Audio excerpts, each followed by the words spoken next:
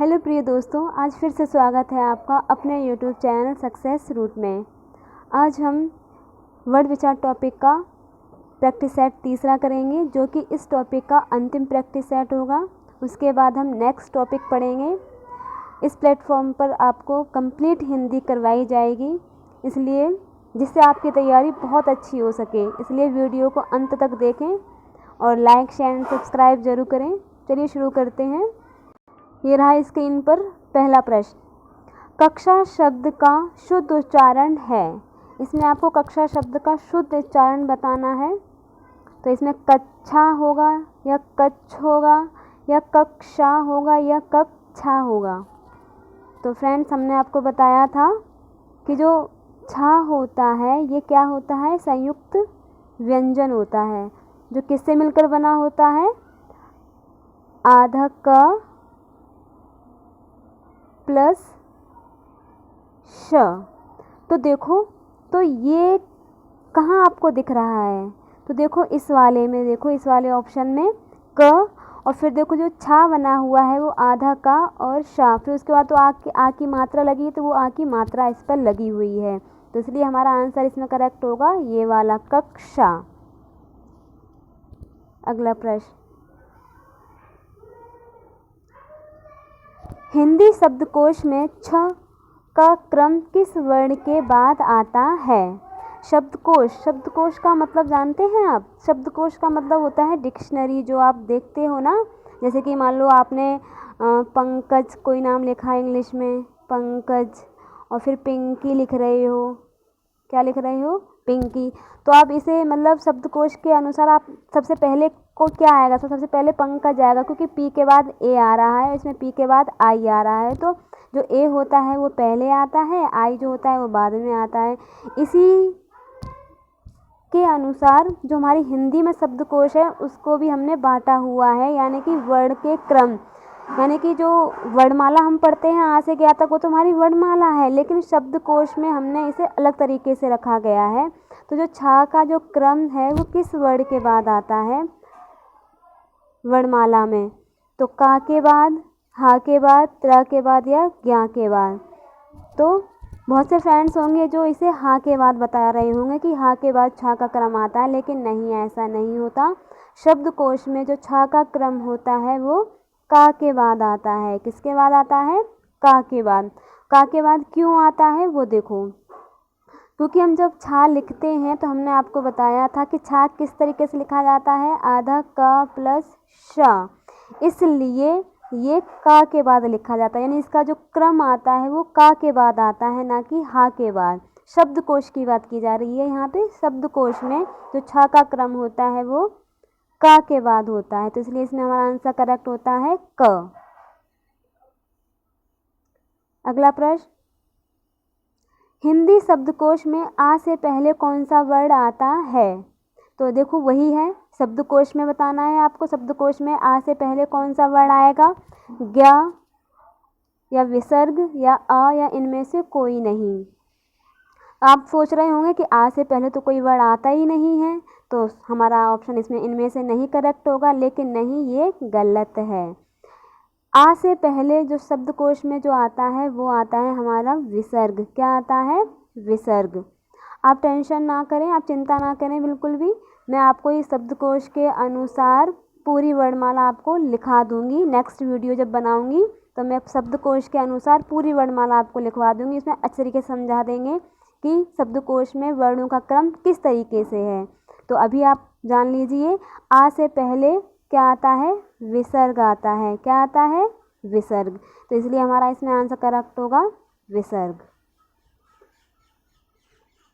अगला प्रश्न। स्पर्श व्यंजन कंठ ध्वनि, अघोष और महाप्राण ध्वनि हैं। क, ग, ख या घ। तो इसमें आपको बताना है कि वो स्पर्श व्यंजन भी हो, कंठ ध्वनि भी हो, अघोष भी हो और महाप्राण, यानी कि ये चारों चीज़ होनी चाहिए एक वर्ड में। तो देखो, सबसे पहले स्पर्श व्यंजन। स्पर्श व्यंजन कहाँ तक होते हैं? का से मा तक होते हैं, हमने आपको बताया था। तो ये सभी स्पर्श व्यंजन में तो आएंगे, चलो ठीक है। उसके बाद कंठ ध्वनि देखो, तो कंठ ध्वनि में हमारे क्या आते हैं, हमारा का वर्ग जो होता है, का वर्ग, इसमें हमारे 5 वर्ण आते हैं, तो वो 5 वर्ण क ख ग घ, यानी कि तो ये चारों वर्ण कंठ ध्वनि भी हैं। तो अब अघोष देखो कि अघोष हैं, तो अघोष हम किन्हें कहते हैं? अघोष वो होते हैं प्रत्येक वर्ग का पहला और दूसरा वर्ण क्या कहलाता है? अघोष कहलाता है। क्या कहलाता है? अघोष।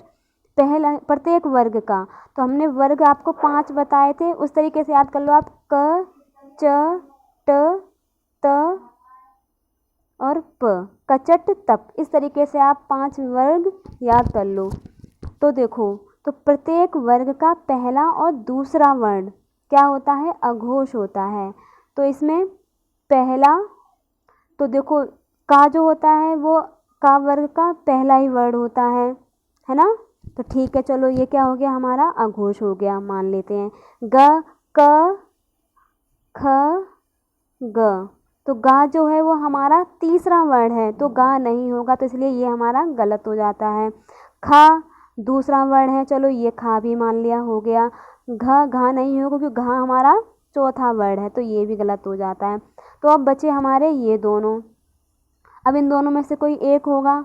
तो अब देखो महाप्राण, इन दोनों में महाप्राण कौन सा है? तो महाप्राण कौन से होते हैं? महाप्राण होते हैं प्रत्येक वर्ग के दूसरे और चौथा वर्ण, दूसरा और चौथा वर्ण क्या होते हैं? महाप्राण होते हैं। तो दूसरा और चौथा, तो का तो हमारा पहला है, तो इसलिए ये हमारा गलत हो जाएगा, और खा हमारा दूसरा वर्ण होता है, तो इसलिए हमारा इसमें आंसर करेक्ट होता है ख।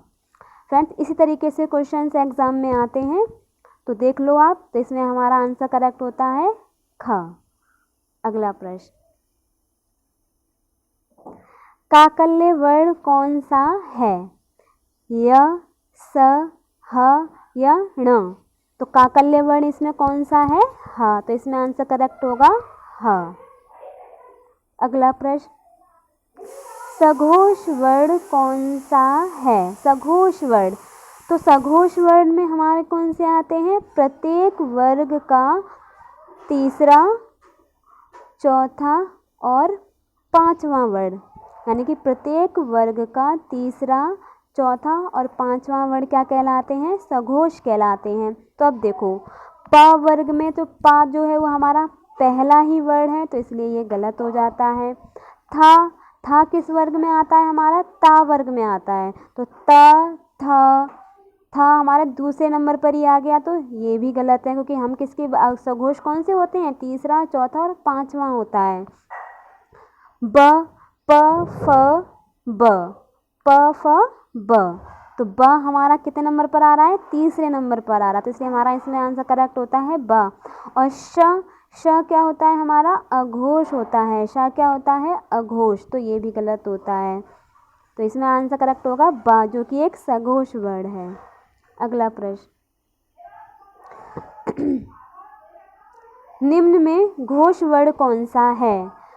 सघोष और घोष एक ही बात होती है, तो वही है। सघोष वर्ण कौन सा है, इसमें ही वही देखना है।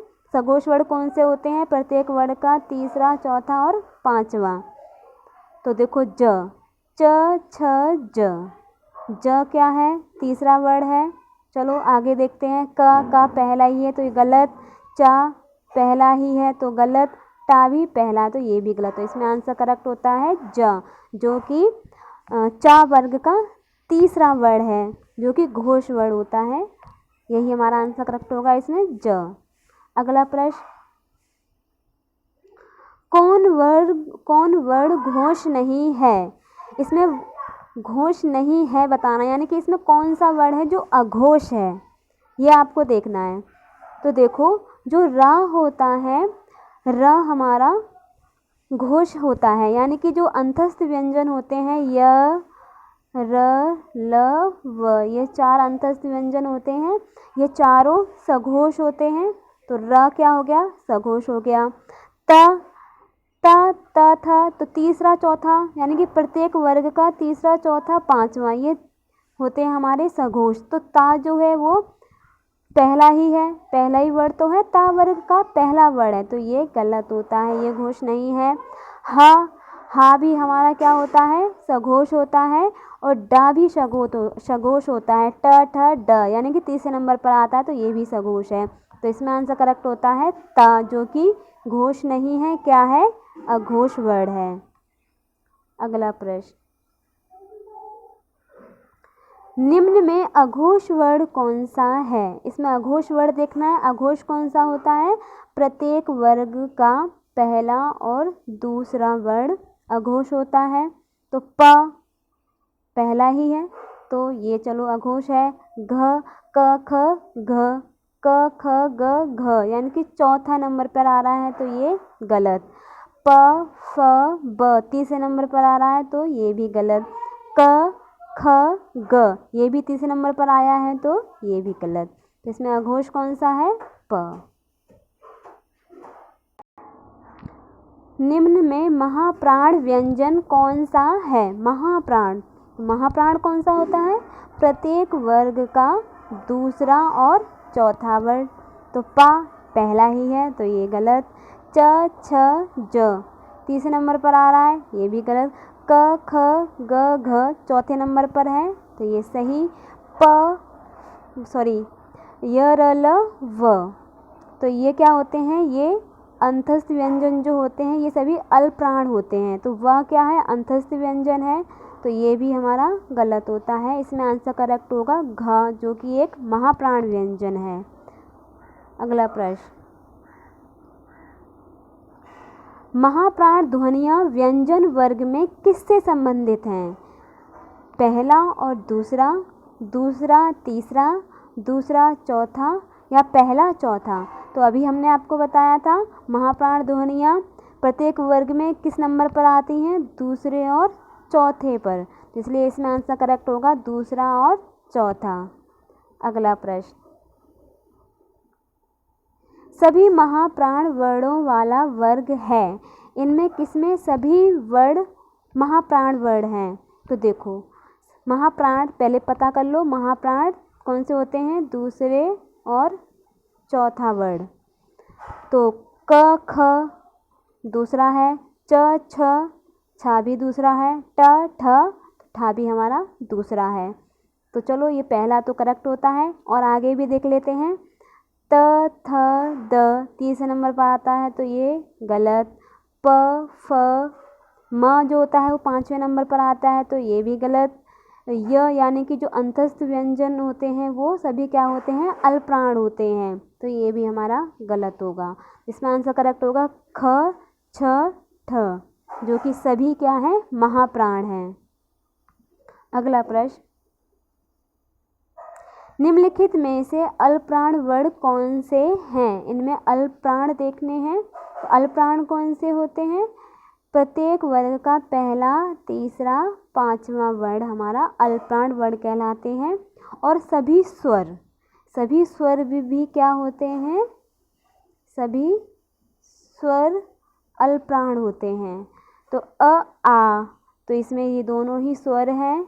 आगे देखते हैं, क ख, तो देखो क तो हमारा पहला है, लेकिन खा दूसरा वर्ड है, तो ये गलत।